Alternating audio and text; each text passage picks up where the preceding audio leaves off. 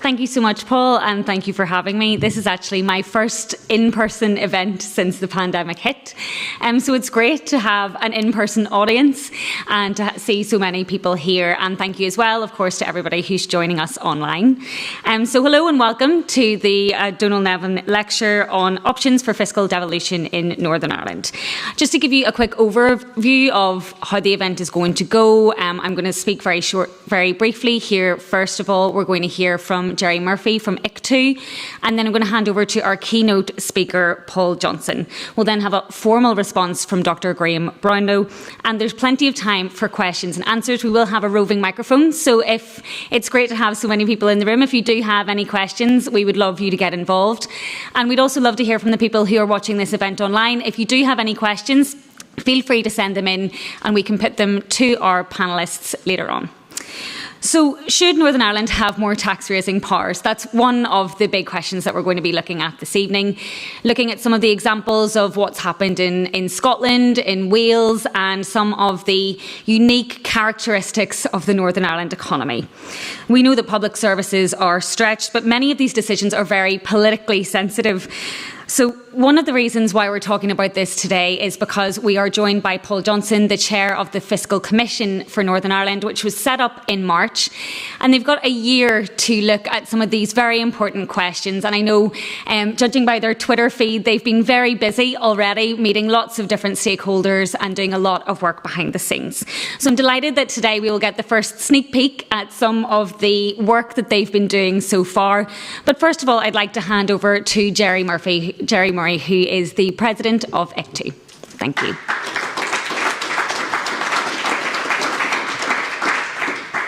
Thanks, Clodagh. Well, good evening. I'm the aforementioned Jerry Murphy, and many thanks to the organisers for having me along to speak in my capacity as president of the Irish Congress of Trade Unions. And can I add my welcome to Clodagh's and Paul's to you all here to the annual Dónal Nevin lecture.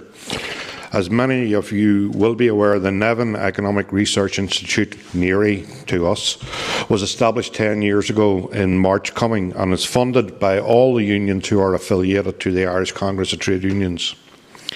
The Institute plays a key role in the work of the trade union movement, and while it operates independently of its structures, we see it very much as part of the broader trade union family, another river, if you like, running into the same sea.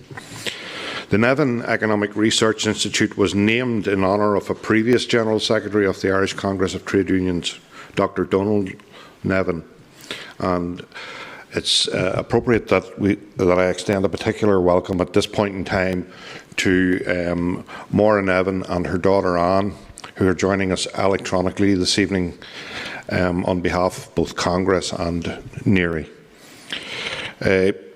Dónal Nevin passed away in 2012. He began his career in the Department of Industry and Commerce in Dublin and then joined the Irish Congress of Trade Unions. He worked for many years as a research officer and was particularly keen that the movement carry out and use economic and social research to help inform the work that we all do. By every account, it is clear that Dónal Nevin was a remarkable individual, possessed of a sharp and rigorous intellect and a very keen strategic vision. He is someone to whom the modern trade union movement is deeply indebted, and so it is entirely appropriate that the economic and social think tank arm of that movement is named not just in his memory but in his honour. This lecture gives the Nevin Economic Institute the opportunity to gather and hear from some of the most thoughtful voices in the spheres of economic and social policy. In previous years, this lecture has been given by such luminaries as the President of Ireland, Michael D. Higgins, the highly acclaimed economists such as Marianne Mazzucato, Diane Coyle and Professor Kevin O'Rourke. And so, I'd like to take this opportunity to welcome this year's keynote speaker, Paul Johnson to Belfast, and to extend a warm welcome to Dr. Graham Brownlow of this very parish, who is going to provide a formal response to Paul's address. As some of you may know, Paul is Director of the Institute of Fiscal Studies and is currently acting as Chair of the Independent Independent Fiscal Commission for Northern Ireland, which is currently researching options for fiscal devolution here in the North. We really welcome the work of the Commission, and we know from Dr. Lisa Wilson, an economist with the Nevin Institute, who serves as a Commissioner with Paul, that they're being thorough in their investigation of the potential for devolution of tax powers, of further tax powers to the Executive at Stormont. I'm really looking forward to hearing from Paul, as I'm sure you are too, on the details of the Commission's analysis to date and to Graham's response. It will afford us all the opportunity to consider some of the implications of their conclusions to date, which, guided by Clodagh, we can discuss towards the end of what promises to be a very interesting evening. Thank you.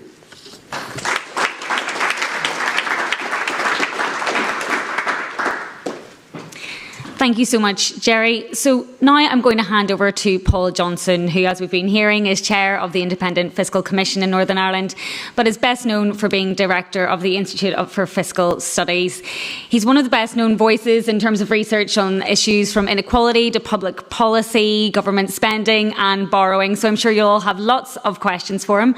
But first, he has a presentation that he's going to talk us through first. And I'll hand it over to Paul.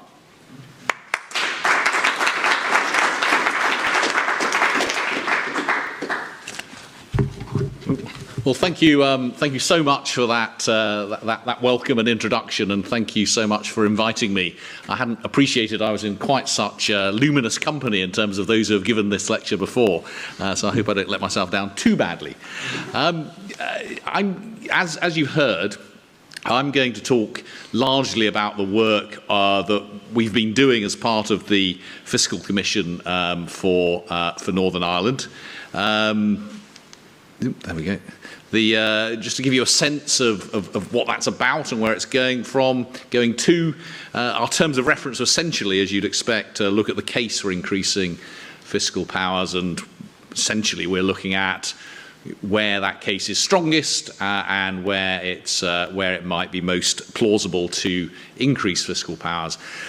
We're a technocratic commission, let me be very clear about that. In the end, decisions about tax and tax devolution are in the hands of the politicians, both local and national, and that is, in the end, it will be a political decision. Some tax will be more costly than others to devolve, but there are clearly political reasons you might want to do it. Some might be relatively straightforward to devolve. Then you may want not to do that for political reasons. We're not delving into the politics here. We were set up by the finance minister back in March, and we're due to report before next May's elections. Really importantly, I'm absolutely not doing this by myself, and indeed other people are doing far more than I am on this commission. The other commissioners are listed there: Cathy Gormley-Heenan, Ian McLean and Lisa Wilson, all of whom are here and ready and willing to answer all the hard questions that come. And if they're really hard questions, then the Secretariat is also here, led by Aidan McMahon, who will be answering the really difficult ones. So thank you to all of them who have made, of course, all of this possible. So what I'm going to try and do this evening is really give a little bit of background initially to what matters about the Northern Irish economy in terms of thinking about tax devolution, how one should think about devolution, and some of the risks and the pros and the cons, then run through briefly a couple of specific examples, and then hopefully afterwards there's plenty of time for questions and discussion. And actually we're really keen to get as much input as possible from you on how we should be thinking about this and where we should be going. So let me start with just a little bit of what I think is important background.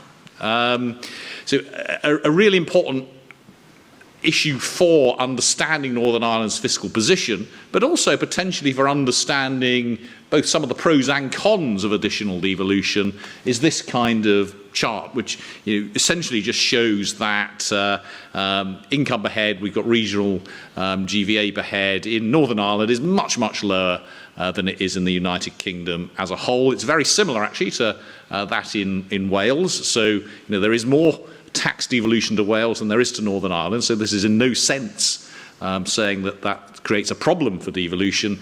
You could look at that and say, well, look, there's a big economic problem here. We need more economic tools in the toolkit in Northern Ireland to help deal with that persistent very low level of income per head, low levels of productivity, low levels of wages, low levels of investment across the board here, and not just a gap, but the gap that is growing. So a really important part, a bit of background, I think, to thinking about fiscal powers in Northern Ireland.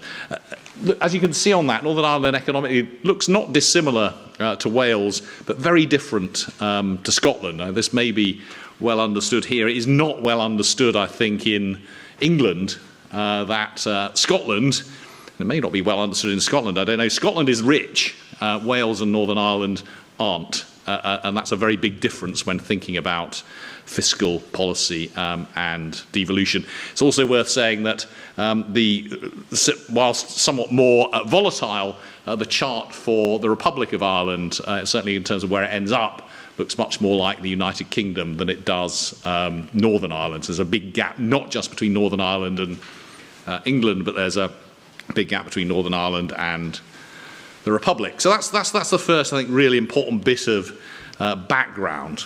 Now, we're looking at the way in which our remit is framed is about fiscal powers, but actually Northern Ireland starts out with very substantial fiscal powers because of the spending element is a fiscal element, and in terms of identifiable public spending in Northern Ireland, the vast majority of that is under the control of the Executive and the Assembly, something like £9 in 10 if you include social security within that. Now, social security has a slightly odd position here in that it is in de jure devolved, but de facto is still effectively run largely from London. But within the non-welfare budget, the departmental budget, again, the vast majority of that, I mean, essentially all of that is on public services, is already under the control of the Executive. But where does that money come from? Well, 90% of it, £9 in every 10, comes from the block grant from the UK government to Northern Ireland. And essentially the only substantive tax revenue in Northern Ireland is from the rates, domestic and business. So if we're looking at devolution of fiscal powers, we're clearly looking at additional devolution of tax powers because already you have an Executive with those spending powers. And again, thinking about the role of a devolved government, it clearly feels very different if it's only got control over spending to having control over tax as well. What does spending look like in Northern Ireland? Well, the green bar here is the place to start, and that's essentially saying that spending per head, identifiable spending per head, is about 20% higher in Northern Ireland than it is in the rest of the UK. Now, there are different ways of cutting this, but that's broadly the gives you a very clear sense of what it looks like. And again, if you look at Scotland and you look at Wales, you'll see something very similar, not just in terms of overall additional spending per person, but also in terms of this distribution. So you'll see that some spending lines, some of the agriculture and recreation and so on, are 2 or 3 times higher in Northern Ireland than they are in England. And again, you see that in the other devolved countries. The big chunks of spending, social protection, about more than 20% higher, health and education around about 10% higher than in our UK. So you can see across the board higher levels of spending, with a couple of important exceptions. And again, look at that one right at the bottom. And if you're worried about productivity, income growth and so on, to see the one area where public spending is way below that in the rest of the UK, you wouldn't necessarily want science and technology to be down there. So higher spending, but as you'd expect, given lower incomes, lower tax revenues. So broadly speaking, about £10,500 per head in Northern Ireland, about £12,500 in the UK. Now, I should say these figures in particular, there are some uncertainties about them, and I'll say something about one of the prerequisites for more devolution is going to be better data on some of these taxes. But this again gives you a pretty good sense. And you can see where's the big gap here? Well, it's that purple blob, and that's income tax. So there's much higher levels of income tax per person in the UK than in Northern Ireland, and that's essentially because there are not very many very rich people in Northern Ireland. They all live in London, as far as I can make out anyway. And because we have a progressive income tax system, you get a lot more money from very high income people. Other tax revenues are not so dissimilar, and indeed the VAT revenues are very similar. VAT is a much more important part of the Northern Irish tax base than it is of the UK tax base. You also see excise duties, if anything, are a little higher in Northern Ireland. You do a lot of help for the UK Chancellor by smoking and drinking and driving more clearly than the rest of us. But again, you see there, we've had higher spending, we've had lower taxes, therefore a much higher notional deficit per head than the rest of the UK at £5,500. This is pre-COVID, and you can see that's much higher than any of the other regions or nations. Now, that's a background fact that in no sense makes devolution of additional taxes problematic. It would certainly make full fiscal devolution in the sense of, Northern Ireland entirely responsible for all of its spending and all of its tax and with no block grant. Now that would be a problem. But we're not talking about that, and we've certainly not thought that that is part of what we're looking at. We are not looking at the possibility of full fiscal independence, as it were, because that's clearly not possible. But within that, that doesn't make it any more difficult to devolve certain taxes or indeed other taxes. But as I will come on to, it puts a lot of weight, however much devolution you have, it puts a lot of weight on the block grant and how you go about adjusting the block grant if we do end up with devolution really matters.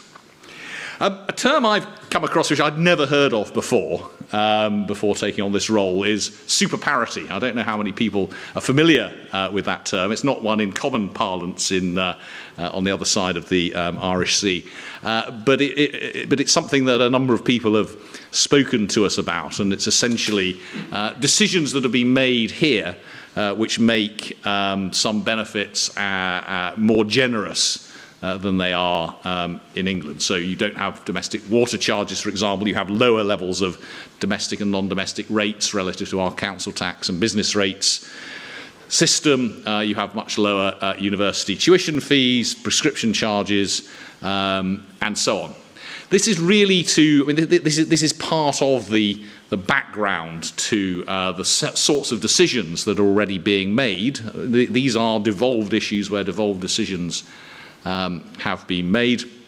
A significant impact on revenue were Northern Ireland to essentially follow the same policy as in the rest of the UK. I think that's quite a lot of money there, over £500 million per year. And so that I can calculate what that means in UK terms, that's about 20 billion. So that's pretty serious money. Now, this is not a suggestion that all of these things, or indeed any of these things, need to change. It's just an example of the sorts of choices that are made here and can indeed be made. I mean, there is enough, as it were, fiscal power to do these sorts of things at the moment. This is not a situation in which there is no fiscal devolution.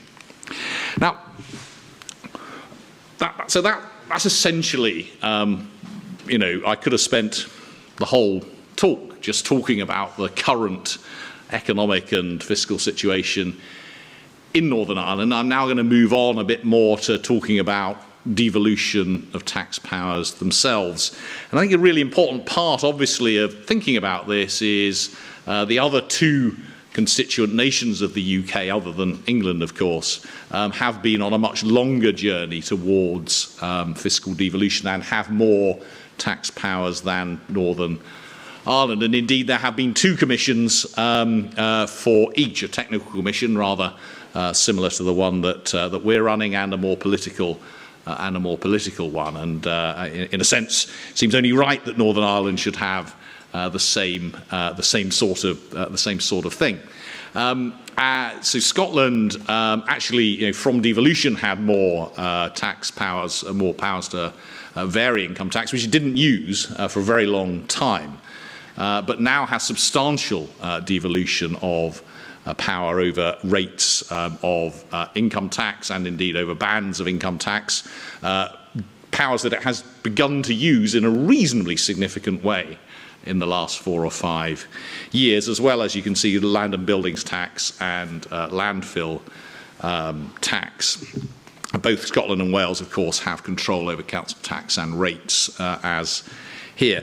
Wales has a similar set of taxes devolved, although actually the level of its powers over income tax are more constrained than the powers of Scotland over its income tax system, and the Welsh haven't actually used those powers as yet. So there is a degree of difference between the way that Northern Ireland is currently treated for fiscal devolution and the way in which Scotland and Wales have been treated. And of course, and it's obviously a large part of what we're doing, lots of lessons to be learnt from that journey towards fiscal devolution in Scotland and Wales. One thing it shows you is it's clearly quite possible to do this set of things, and as I'm going to come on to, it also illustrates some of the possibilities and some of the risks associated with that. It's also worth saying that there are other changes sort of in the pipeline. So VAT revenues, for example, were in principle supposed to be assigned to Scotland so that they would get the benefit of additional revenues or the loss if they went down in Scotland. That's actually proved to be incredibly technically difficult. So something we've learned is that it's really quite difficult to assign VAT revenues, and again, I'll come on to this related to data. The Welsh are looking for, and they have the powers, both when all of the constituent nations actually have the powers to levy taxes that are new and not too similar to taxes that are levied from Westminster. The Welsh are looking to do that, though the Treasury is not smiling on those proposals at the moment. So Scotland and Wales are further down that road than Northern Ireland, and I think that gives Northern Ireland a pretty good opportunity to learn. So when we think about devolution, what do we mean? Well, I've just referred to the assignment of VAT, which, as I say, isn't currently happening in Scotland, but was intended to have happened, and that essentially means the revenue raised in the nation goes to that nation, and if the economy does well and VAT revenues, for example, go up, then that's a win, and if the economy does badly, then that's a loss. And the economic idea behind that is that would incentivize sorts of policies which might drive growth. I think we have a commission taken the view that that's not really devolution. I mean, that is a movement of risk and incentive from Westminster to Belfast, but it's not really devolution, and we're not going to focus on that. Full fiscal devolution at the bottom here, I've already referred to and said that we're not focusing on it. In a sense, that would be just take Northern Ireland and essentially, from a fiscal point of view, make it independent and say it's got to cover its own spending. We're not looking at that either. That doesn't seem to us to be a serious proposition. So essentially what we're looking at is the middle one here, the devolution of powers over the structures and rates of some taxes. And that could be, as in Scotland and Wales, a relatively limited set of taxes, or it could be a much broader set. Block grants, though. I'm not going to, as I could, spend hours talking about block grant adjustments.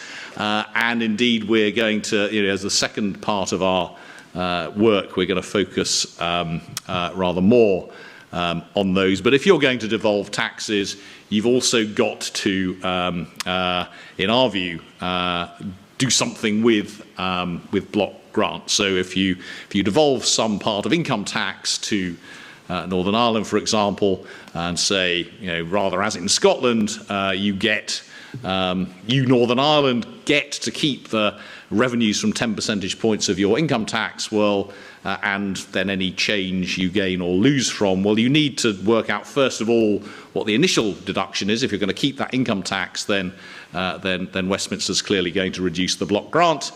You can do that. That's not straightforward, but it's not that hard. Then the really hard bit is then how does that change year by year? Does that, to what extent might you, for example, compensate if the Northern Ireland revenues are on a long-term higher or lower path than those in the UK? How do you compare with what would have happened in the absence of that? It's been an issue in Scotland. It will be an issue if any such move comes here. So there are different ways in which you can estimate that deduction, and that changes the sorts of risks that Northern Ireland would be exposed to. Clearly, issues of fairness here between the Northern Ireland taxpayer and the UK taxpayer, and as I've alluded to, of all of the issues that have been contentious in Scotland, I think this is one of the most contentious. And indeed, when it came to discussions about corporation tax in Northern Ireland, one of the issues on which that founded was the, to some extent, genuine difficulty, technical difficulty, but also political difficulties around agreeing what that would mean for the block grant adjustment and money coming to Northern Ireland. I'm not going to say any more about that, but I think when it comes to our final report, we're going to have to deal with that in considerably more detail than I have alluded to here. So how do we think about then what taxes should or could be devolved? As I said, sitting over all of this, there's a big political decision about, for both Westminster and Belfast, for what politically want to happen. But let me just talk about each of these things here, because I think all of them really matter, and they matter in different ways. And depending on which of these sort of criteria you weight most, you might come up with different sorts of conclusions. Now, let me just sort of park legal constraints. I mean, clearly, if it's illegal, then it's probably not a great idea. That was, in a sense, a bigger issue when the previous commissions were looking at Scotland and Wales, because there were European Union legal constraints. Now, those are different now, and I'm not going to talk about the protocol because there's more work needed to understand exactly what constraints that creates. But clearly, so let me park legal constraints. And the other sort of boring one is administrative efficiency. Boring, but really important, because there may be a very strong economic case for some taxes to be devolved, but if it's administratively extremely expensive, then that really does make quite a big difference. And I think in the second part of our discussions and thinking, actually, how big the administrative barriers are to some tax devolution is going to be an important part, actually, of our considerations. If you think about, and I'll talk a bit more about excise duties in a minute, but if you think about excise duties and corporation tax, inheritance taxes, capital gains taxes, these are all taxes where you can think of pretty good reasons for devolution, but also where there are genuine costs involved. And I don't just mean setting up new sort of departments and so on, but actually administrative costs for UK government, Northern Irish government, and for firms and individuals concerned. The three sort of, in a way, more exciting issues here: accountability, economic and political context, and economic efficiency. So accountability is, in a sense, you might think of as the overarching reason for fiscal devolution. If you're electing what you think of as a national government, then it ought to be accountable for its actions and also accountable for the performance of the economy, for the distribution of resources across the economy and so on. Accountability is most likely to be served by big and salient taxes. So income tax is the obvious example there. So if you thought accountability was your number one issue, then you might think that looking at something like income tax would be your number one place to look. Then there's issues around what you might think of as economic and political context, and there's lots of things in there. But for example, we have a context here where the Northern Ireland Executive and Assembly are responsible for public health here. Well, you might think, therefore, it makes sense to have responsibility for excise duties on tobacco and alcohol. And indeed, in Scotland, their response to not having those kinds of controls has been to put minimum prices in place, which, for reasons I could go into, are much less effective and efficient than actually just raising excise duties. So there's certainly there's a set of issues there where you might think that if you've got an assembly that is responsible for some sorts of policies, then some elements of the tax system fit really quite well with those. And then there's the whole sort of bucket of economic efficiency. I've already said, one of the big issues here, one of the reasons you might think you want fiscal devolution is to help sort out that problem in that first chart, which is of a slow-growing economy with low levels of income. And if that's where your focus is, well, you might be looking, you could look across the tax system actually, but you might, for example, look at corporation tax if that's where you think that's most important. So all of these issues matter, and again, depending on what weight you put on them, you might put different taxes at the head of your queue for things to think about in terms of devolution. So those are the sorts of ways we've been thinking about the various taxes. As I say, I'm going to go through a couple in a little bit more detail in a minute, but in a way, and this is an absurd thing for me to say, do you know, I hadn't quite realised how many taxes there are when it comes to looking at them and going through all of these. I mean, there's the ones you all know about and one thinks about all the time: national insurance and income tax and corporation tax. And so on. But when you get down to sort of betting and gaming duties and the climate change levy and the apprenticeship levy and a whole range of others, this is a warning to expect quite a big report, by the way, because going through all of these issues for all of those taxes is quite a big job. So that's how we've been thinking about them, but of course we have to think about them in terms of the pros and the cons, the risks. And the rewards. I mean, there's a sort of something one of the many things I've learnt over the last several months is that passenger duty has been devolved to Northern Ireland. The idea is, I'm sure you know better than I, to try and keep the flight to the United States by reducing air passenger duty. Flight disappeared anyway. There's an ongoing cost because, perfectly reasonably, the Treasury said, well, yes, we'll devolve it to you, but if you want to cut that, you can bear the cost, and the cost is whatever it is, $2 million a year ongoing, even though there are no long-haul flights. So that's an illustration of the risk. If you have something devolved to you and the tax base disappears or shrinks, then you're going to be worse off. Again, there's a big political choice here about the value of certainty and stability on the one hand, sort of stay with the UK tax system as against personal or national responsibility and willingness to hope for that reward, change the tax system in order to get that reward on the other. Reward, well, Scotland has made serious use, for example, of its tax powers. Actually, it's radically reformed the old stamp duty to produce a Scottish land and buildings tax, and actually, to some extent, Westminster copied some of the changes they made. What this slide says something about is that there have been quite big changes to the structure of the income tax system. Significant increases in income tax effectively on higher earners and small cuts of income tax for lower earners. So that's an illustration of a devolved government making choices which are different from those in England and reflect both a desire to raise a bit more money and a desire to be more redistributive.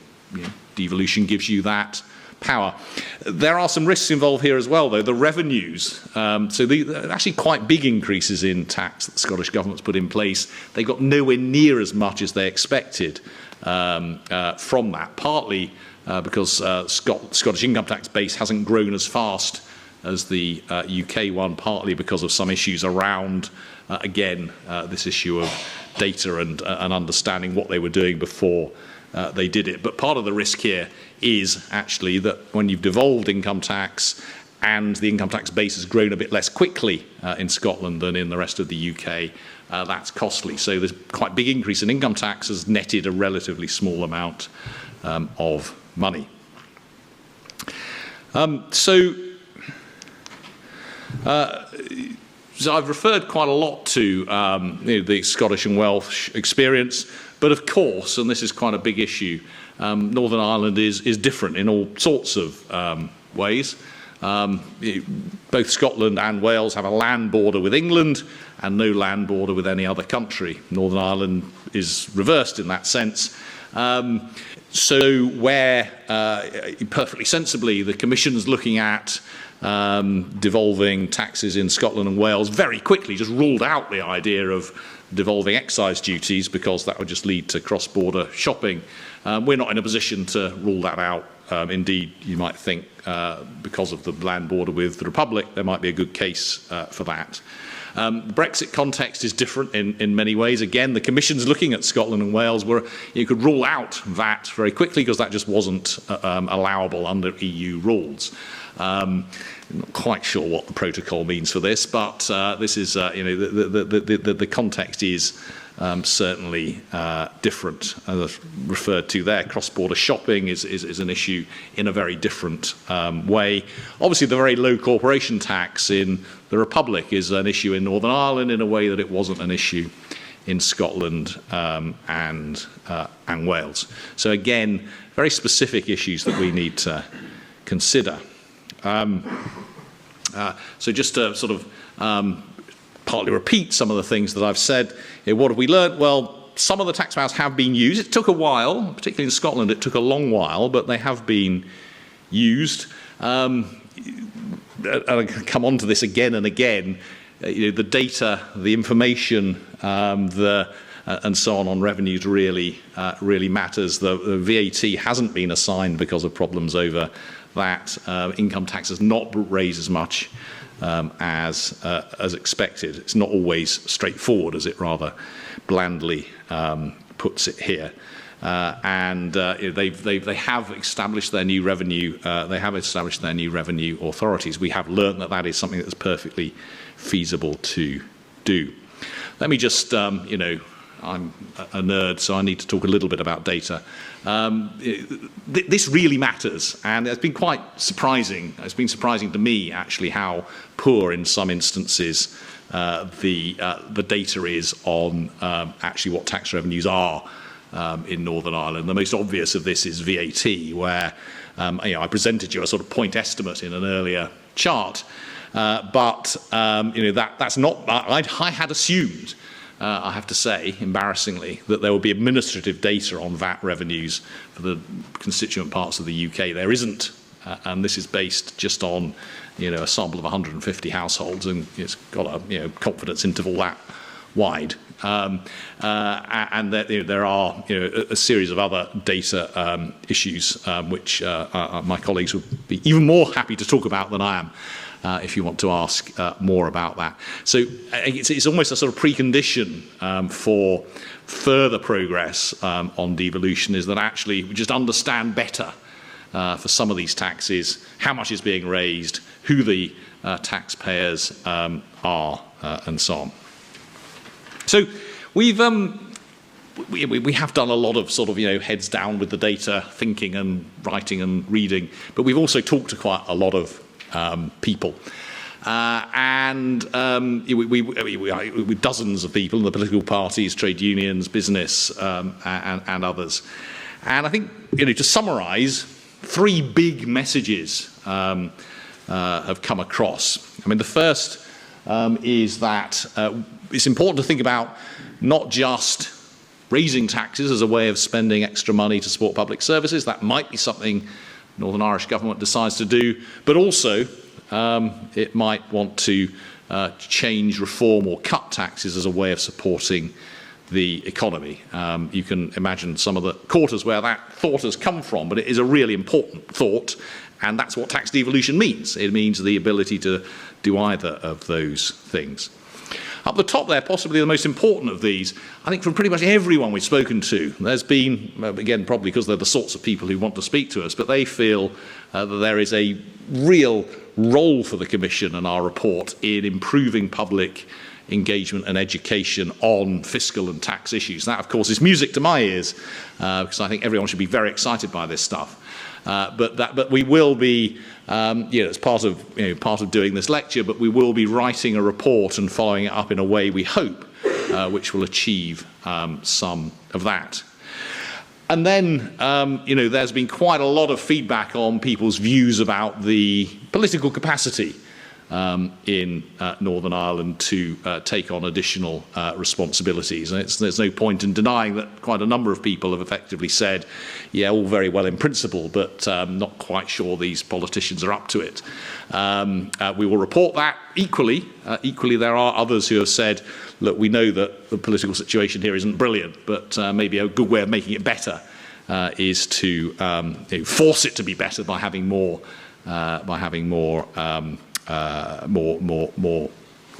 power here. So, that's beyond our remit, but it is a set of conversations that the conclusions of which, as I've rather just bluntly described them, we will report. So just to finish up, let me just talk about a couple of specific issues, and we really have been through. I can't remember how many taxes, but dozens of the blooming things. Let me just say a couple of words about a couple, just to give you a sense of how we're thinking about this. So, as I said, excise duties were something that the commissions in Scotland and Wales were able to just rule out immediately, but certainly not the case for us. They're quite big.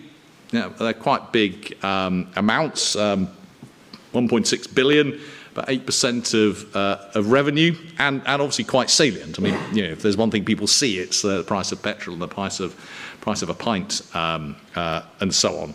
And the duties are a bit different here to what they are in the Republic, and we know that there is some evidence of cross-border shopping, and of course the excise duties at the moment are set, frankly, with the mainland in mind, and not particularly with the specific circumstances of Northern Ireland in mind.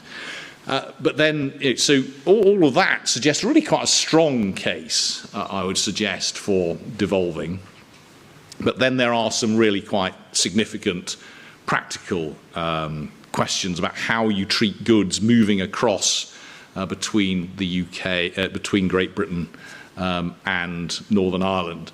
And I think one of the things that we'll be doing in the next several months is really to look at this in more detail than we have at the moment. So we haven't come to a conclusion about how strong the case is for devolving excise duties, because whilst we think the sort of economic case is pretty strong, how big the administrative problems will be, we don't know. To some extent, the Northern Ireland Protocol makes this a little easier, we think, than it might otherwise have been, because it already requires goods going from Great Britain to Northern Ireland to be treated similarly to international imports for the purposes of excise duty. So in a strange kind of way, that might make the case a little stronger. So that's just an example of a tax, and the other one I'll say a few more words about, which many of you will be very familiar with, is corporation tax. Now, clearly, corporation tax is something that's been at the centre, perhaps not recently, but over the last decade or more, of debates about tax devolution in Northern Ireland, a reasonably significant amount of money, and of course it's already enacted in the 2015 Act, though not commenced. So there was quite a lot of progress towards devolution of corporation tax, and clearly that history matters. Now it's worth saying that corporation tax was ruled out again fairly quickly by the Cowman and Smith commissions in Scotland, not given reasonably short shrift by Holtham in the Welsh context. But clearly, with Republic of Ireland having a rate of 12.5% and the UK rate rising to 25% if carried out as promised in this year's budget, that creates a really big differential between this side and the other side of the Irish border. And of course, then there are much bigger international considerations at the moment. One gets the sense it's clearly the case that internationally the race to the bottom has certainly slowed, if not stopped, and possibly gone into reverse, partly as a result of the US regime change recently, and you'll have seen a lot of coverage about minimum international tax rates and the expectation that might raise internationally reasonably significant additional sums from corporate tax. So big differences with the rest of the UK, but also big differences in the international context from where we were 2 or 3 years ago. Some you might think arguing against devolution in order to cut, but the fact of the big increase in UK rates may be arguing more in favour of it. In terms of thinking about the sorts of things I've been talking about earlier, clearly corporation tax is a potential part of an economic development strategy. Certainly plenty of evidence that it played a role in the big increase in growth in the Republic over the last 20 or 30 years, though whether the extent to which it still plays that role, I think, is open to question.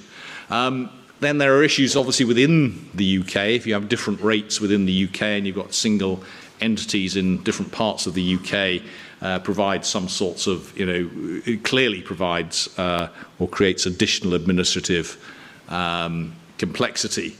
And, a worry in the UK Treasury, part of the worries which scuppered the earlier deal was how do you take account of the possibility that there'll be a loss of UK revenue because of companies headquartering in Northern Ireland. So, and then of course there are different models of doing it. Some federal states do have devolved corporation taxes, some using formula apportionment, and there are different parts of corporation tax you can devolve. All of which is a long-winded way of saying it's all really very complicated.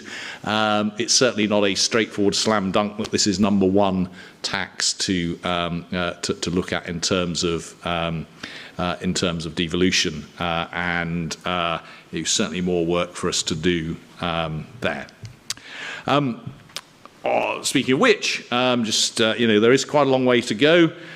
We hope by the end of this year to publish an interim report which will sort of say a lot of what I've just said and quite a lot more about individual taxes, and we are bound, we have to have our final report by next spring, which is looking increasingly close, I have to say. That's essentially where I wanted to conclude. There are some questions there for you, and as I say, genuinely interested in your views about the case, economic, political, if you like, for more tax devolution to Northern Ireland. Should it be brought in line with Wales and Scotland? And if so, priorities, any views about how important different taxes are, perhaps particularly on the corporation tax, income tax, excise duties, and so on, and your views about risks and benefits. And if you must, you can talk about Brexit and the protocol as well.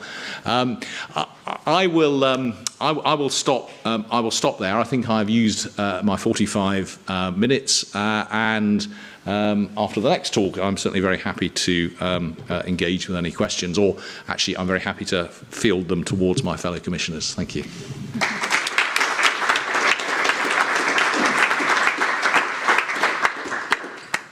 Thank you so much for that, Paul. I think while obviously you were saying you don't realise quite how many taxes there are, I think given the conversation here for so many years was dominated by corporation tax, it really shows the importance of looking at lots of different options and in a lot of detail. But I'm sure you and the other commissioners have your work cut out for you. So next up, I'm going to hand over to Dr. Graham Brownlow for a formal response, who's going to give us a bit of historical context. He's an economist and also a lecturer here at Queen's Management School. And just to say, if you have any questions for either gentleman, we're going to keep those to the end.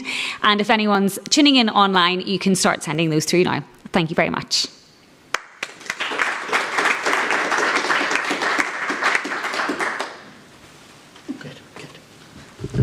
Okay, well, thank you, Clodagh, for that kind introduction. Thank you, Paul, for that very comprehensive survey. Thank you to the Nevin Institute for the invitation to be response, and thanks to you, the audience, for coming and being here. It's nice to be anywhere after all the shenanigans. I'm just back the first week teaching MBA students, so it's quite a reacclimatisation of face-to-face interaction. So I've been given 15 minutes to respond. So I was happy to hear that Paul didn't go into the block grant, because I in my slides have not discussed the Barnett formula.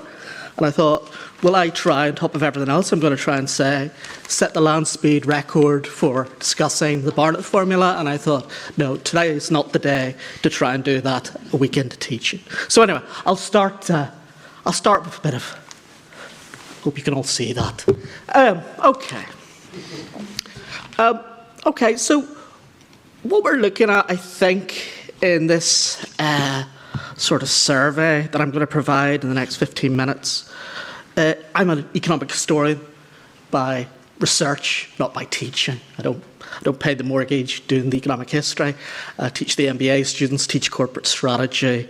But I do teach devolution economics and have taught devolution economics for about a decade now. And of course, teaching devolution economics, there was no textbook in devolution economics. So what I ended up doing was taking a bit of regional models, public finance models, public choice, which I think is a big, important part of the story, and economic history, of course, of what happened here between 1920 and 72. Because I think there's a lot of there's a brilliant historical book about Irish history called Forgetful Remembrance. And I think that sometimes it's amnesia rather than learning lessons that characterises Irish history. To the exam question, how much of Irish history ever happened? Insert your own multiple choice answer. And of course, I've written in the past about practice running ahead of theory, and a paper like that. I'll come on and talk a bit about that. So, something I'm going to talk a lot about in the next 15 or so minutes is the idea of what's called institutional geography, which isn't as intimidating as it sounds, but takes us into the world of the Northern Ireland Protocol and super parity and all that gubbins. Okay. So, what are the dark arts you learn as a person like myself who's been teaching all over the world economics for a time?